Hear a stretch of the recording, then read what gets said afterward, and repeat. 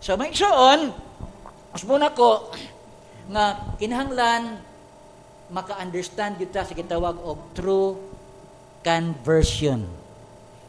Kay kung dili nato ni siya masabtan tong last Sunday atong gisgutan ang tutulo ka gitawag og gusto sa Ginoo nga atong i-after.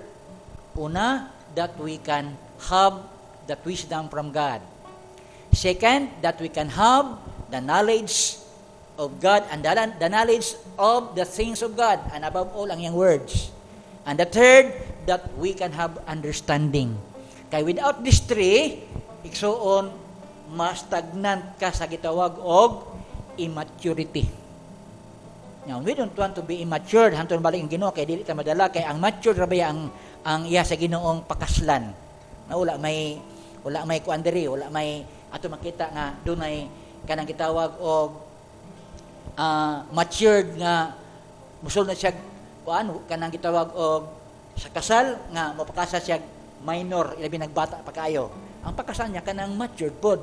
So sa ato pod nga gitawag og spiritual life mo ni atong bantayan kay Christ will not no dili gid si Christ mo pakasal sa mga immature nga mga Christian.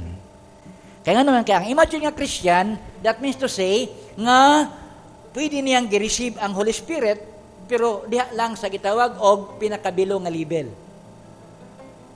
Muna gani, ang gisulti sa book of Ephesians chapter 5, verse 16 and 17, yung siya diha, be not drunk with wine, but be filled with the Spirit of God. Magpakuno sa Espiritu. Wala yung diha nga, be filled with the flesh. Muna mga Christian, mga igsuon ako sa Ginoo, bantayan nato nga ang flesh atong gina-reject na kaysa kalibutan na. Ang spirit mo ay atong gina-welcome kay mo may ingon sa Biblia, be filled with the Spirit. O ano din nga be filled with the flesh. Kay if you be filled with the flesh, yung pang Biblia, that means to say nga ang imong gitugutan nga ipuga sa imuha ang mga unodnon nga mga butang niya. Yung Biblia, they that be sown in the flesh, yung pa siya, they will reap. Yung sa inyo niya, death. But sila nga, nagapugas, diya sa gitawag og spirito, they will reap life. Amen. Pero kung ang atong pag-worship dito kasulod sa gitawag og in spirit and in truth, Paul nang pag-worship. Kaya ingon pa din ni Christ, nga, those who worship Him must worship Him in this way or in that way. Kani lagi nga pamaagi. Ngayon sa man yun siyang in that way. Kanang pag-worship in spirit and pag-worship in the truth. Okay? So, pag-worship na direksyon, ayaw padala sa imong gitawag og kanang unod-non nga style. Kanunay ka diha sa iya sa Ginoong gi-after sa tuwa. Kanang in spirit yun. Unya imo nang ma-exercise kung kanang atong gihimo diri nga makausap ng spirit sayon ra kay na basta kay dito sa imong balay sa imong private imo na siyang gi-exercise. Amen. Kaya kung wala ka na mag-exercise sa imong balay, maningon nila nga diri na lang ka ultima ora. Wala. Maigod ay nga maanad tag worshipful, prayerful, reader, unya kanang praiseful sa Ginoo sa atong balay gyud. Between you and God, unya kining diri igsoon ato na lang ning gitawag og celebration. Buhaton to na basta gwapo kay mahitabo diri sa ato igsoon o gwapo ang mahitabo sa atong kinabuhi. Kuan ba kanang gitawag og we give all back to God. So wala giibilin. Ato gyung ihatag ang tanan kay daghan pa biya ang wa nato mahatag sa Ginoo. Tung naglabay nakahatag na ta pero partial ra to.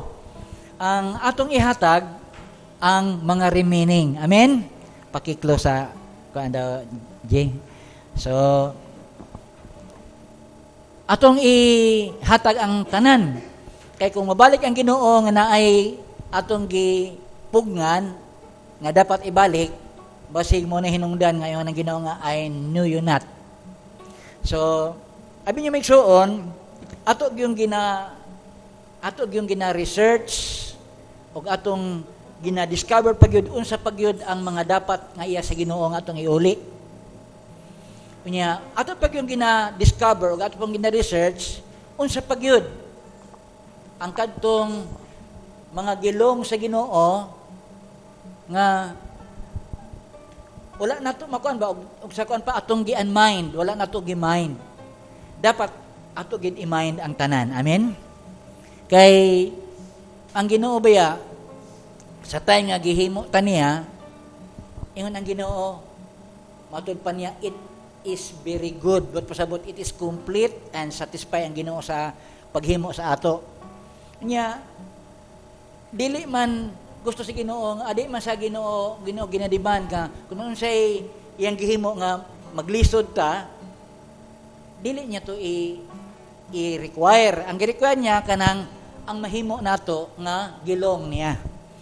Example, kung gihimo ta niya body, soul, ug spirit, o niya gusto po niya maghimo ta soul, body, ug spirit para ihatag siya kini nga soul, body, ug spirit, gihatan nimo sa ako, Lord, dili na ako ni i-sacrifice kay gamiton ako sa kalibutan. Na mo kay gihimo diri, Lord, nga soul, body, ug spirit mo ni akong ibalik sa imo Ginoo. Dili na pwede kay dili man ta ka himo og atong kanang gitawag og kinabuhi sa masa kinabuhi gihimo niya.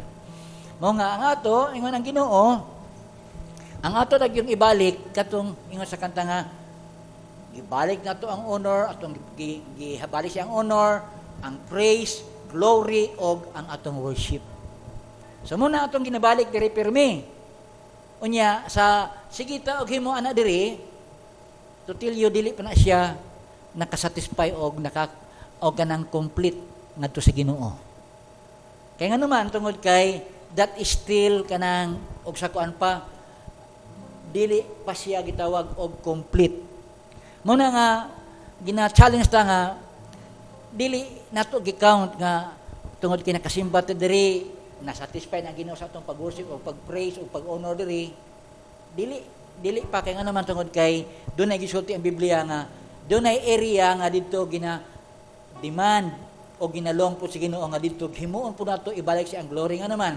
Kay ang pag-glorify sa Ginoo o ang pag-honor sa Ginoo not in one place but in all places. Nga naman, all places ihanggi tagag freedom ang atong kinabuhi. So everywhere and wherever and whenever ang mga praise and honor didto buhaton nato og diri buhaton nato kay asa nga lugar o bisan kanus kinahanglan nga dili mo unda ang atong pagbalik og himaya sa Ginoo.